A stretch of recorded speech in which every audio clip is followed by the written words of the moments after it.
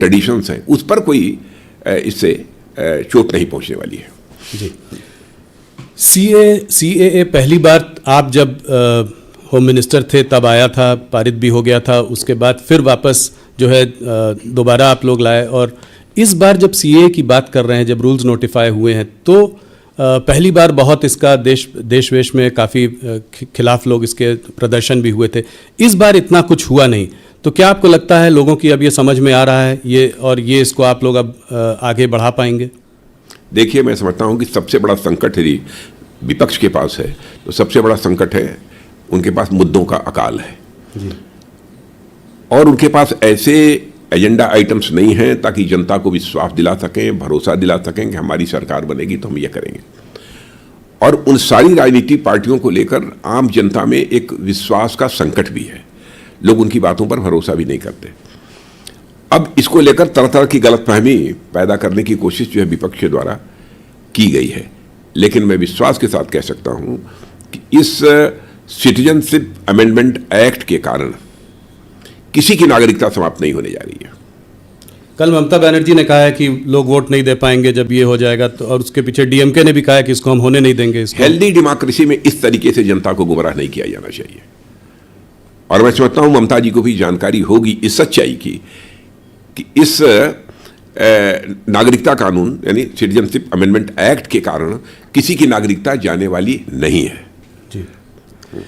अगर क्रोनोलॉजिकली देखें तो CAA के बाद नेशनल रजिस्टर ऑफ सिटीजन्स भी आना चाहिए, NRC आना चाहिए, इसके बारे में क्या बुरा है? जो भारत के नागरिक हैं, यदि उनका रजिस्टर तैयार होता है, इसमें किसी को क्यों आपत्ति होनी चाहिए?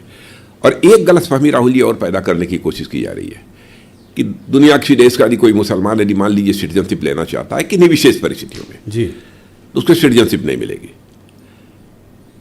मैंने पहले ही कहा कि हम लोग जाति, पंथ और मजहब के आधार पर भेदभाव की राजनीति करने वाले लोग नहीं हैं।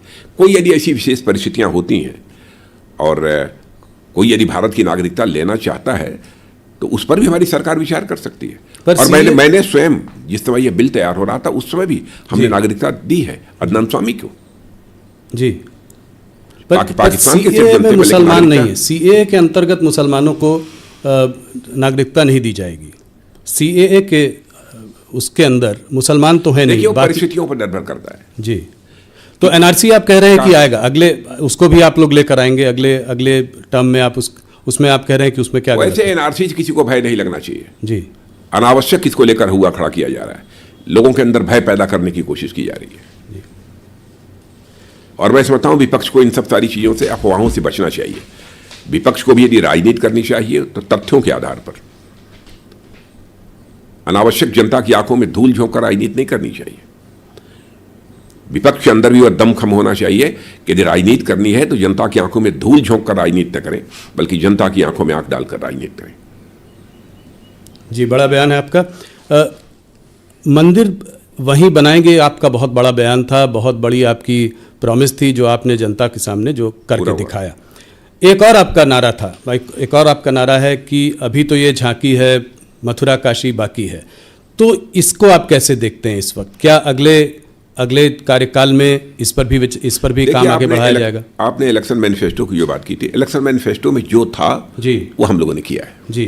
तो ये आएगा इलेक्शन मैनिफेस्टो में, इस पे आपका पर्सनल मत भी जानना चाहूंगा। नहीं, इलेक्शन मैनिफेस्टो में क्या आएगा तो मैंने पहले ही बताया। पर वैसे मथुरा काशी के बारे में यही मैं कहूंगा, आप लोग तो पहले से कटिबद्ध हैं कि आप इलेक्शन मामला सब जुडिस है जी, मामला सब जुडिस है जी। अब तो ज्ञानवापी मुझे लगता है कि फैसले की प्रतीक्षा करनी चाहिए, तो उसके हिसाब से आगे बढ़ेंगे। एक चीज राजनाथ जी और कि काशी और मथुरा अपनी जगह पे है, पर यह सिलसिला कब तक चलेगा? कितने जगहों पे हम मंदिर बनाएंगे? क्या ये यहाँ पर ख़त्म होना चाहिए कोई एक जगह पे कि ये आगे बढ़ता चला जाएगा, इसमें हम ऐसे करते चले जाएंगे? मोहन भागवत जी ने भी कहा है कि काशी और मथुरा के बाद हिंदुओं को भी इस बात पर विचार करना चाहिए कि आगे कैसे देखना है, क्योंकि एक सेक्युलर कंट्री में हमको सब साथ में रहना है। तो इसके आपका अपना मत क्या है? नहीं, भारत पंथ निरपेक्ष देश है, इसमें कहीं कोई संदेह नहीं है, इसमें इस पर किसी को कोई आपत्ति नहीं होनी चाहिए। लेकिन मैं काशी मथुरा के बारे में इसलिए मैं कुछ नहीं बोलना चाहूँगा क्योंकि मामला इस समय सब जुडिस है, अदालत में विचाराधीन है। मैं समझता हूँ अदालत के फैसले की हमको प्रतीक्षा करनी चाहिए, जो अदालत का फैसला होगा वह करेंगे। जैसा राम मंदिर के कोई संकोच नहीं है, अदालत का फैसला होगा करेंगे जी। और आप भी हमारी बात से सहमत होंगे कि कम से कम अदालत के फैसले को चाहे कोई भी सरकार हो उसे स्वीकार तो करना चाहिए। बिल्कुल। हाँ, करेंगे जी। चुनाव गर्म है, थोड़ा चुनाव पे बात करते हैं। 370 बहुत ही बोल्ड टारगेट, 303 से 370 करीब 20-25% की का बढ़ोतरी, इसको आप कैसे देखते, कहाँ से सीटें आएंगी ये? मैं पूरी तरह से कॉन्फिडेंट हूँ कि 370 का भारतीय जनता पार्टी की सीटों के संबंध में कह रहा हूँ, जो 370 सीटों पर भारतीय जनता पार्टी को विजय प्राप्त होगी, इसके संबंध में कहीं पर कोई शंका नहीं है। हम पूरी तरह से आश्वस्त हैं और एनडीए को 400 पार। नहीं, ये तो बहुत बड़ा नंबर है। क्या और ये सिर्फ इस आधार पर कह रहे हैं जी कि जनता का जिस तरीके से विश्वास हम लोगों को प्राप्त हो रहा है भारतीय जनता पार्टी, एनडीए और हमारे उस आधार पर हम लोग पूरी तरह से आश्वस्त हैं कि भारतीय जनता पार्टी को 370 सीटों पर विजय मिलेगी और एनडीए को का नंबर 400 से पार जाएगा। ये सिर्फ राम मंदिर की वजह से नहीं है, बल्कि ये सिर्फ राम मंदिर की हवा की वजह से नहीं है। इस 370 और भी चीजें हैं जिसकी वजह से बहुत सारे, ये तो सबसे बड़ी चीज जो मैंने कहा ना कि हम लोगों की पार्टी के बारे में एक विश्वसनीयता, हमारी गवर्नमेंट के बारे में क्रेडिबिलिटी, हाँ credibility, Modi ji lead government की क्रेडिबिलिटी जी, इसके कारण जनता के अंदर एक बहुत ही अधिक विश्वास पैदा हुआ है। इस कारण लोगों का समर्थन हमको प्राप्त हो रहा है। ऑपोजिशन लीडर राहुल गांधी कहते हैं कि आप लोग मैच फिक्सिंग करते हैं, मोदी सरकार अगर ईडी सीबीआई और ईवीएम नहीं हो तो चुनाव नहीं जीत सकती, इसको आप कैसे देखते हैं? मैं ये कहता हूं कि ईडी सीबीआई के कारण हमारे ऊपर आरोप लगाया जा रहा है। क्या करप्शन को रूट आउट करने के लिए किसी गवर्नमेंट को अपनी तरफ से प्रयास नहीं करना चाहिए? दूसरी चीज, कोर्ट में वह जाते हैं, अदालत में जाते हैं और कहते हैं कि हमारे साथ नाइंसाफी हुई है, हमारे साथ गलत हो रहा है, लेकिन कोर्ट के द्वारा उनको रिलीफ नहीं मिल रही है। आप स्वयं फैसला करिए कि कौन गलत है, कौन सही है। राजा जी, मैं इसी सवाल को आगे लेकर जाता हूँ। ईडी और सीबीआई पर विशेष इंटेलिजेंस एजेंसीज का जो इस्तेमाल हो रहा है, ऑपोजिशन कह रही है, वो सिर्फ ऑपोजिशन लीडर्स को हैरेस करने के लिए हो रहा है।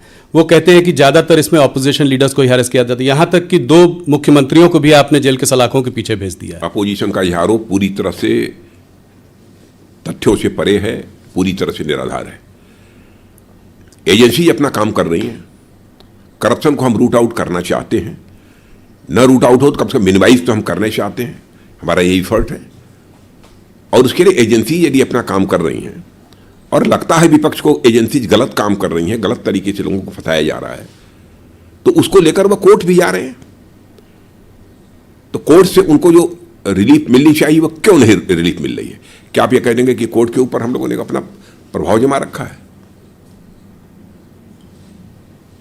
इस तरीके से बेबुनियाद निराधार आरोप लगाने की कोशिश नहीं करनी चाहिए। अपने गिरेबान में झांक कर विपक्ष देखे क्यों ऐसा हो रहा है।